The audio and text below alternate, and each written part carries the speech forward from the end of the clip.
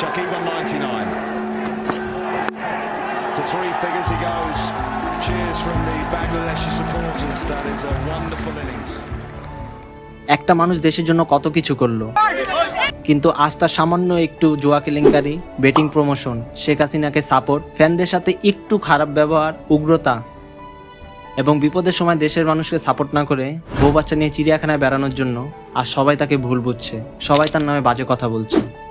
আপনারা কি ভুলে গেলেন 2019 বিশ্বকাপে তার পারফরমেন্স? ভুলে গেলেন 15টা বছর সে বাংলাদেশ ক্রিকেটকে কি দিয়েছে? ছি, এভাবে ভুলে গেলেন সবকিছু? কিভাবে পারলেন তার নামে হত্যা মামলা দিতে?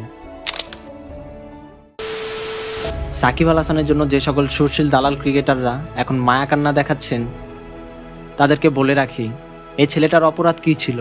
অনেক খারাপ লাগছিল সেদিন কোর্টে নেওয়ার পর, কিন্তু সেটা আমি মনোবল দিয়ে রাখছিলাম, যত যাই হোক এই যে দেশের জন্য যে কাজটা করতেছি, এই কাজটা কখনো বৃথা যেতে দিব না।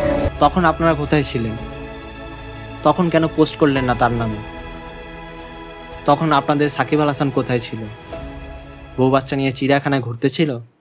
আলগা ফিরিয়ে দেখায় লাভ নাই, মানুষ চিনে গেছে।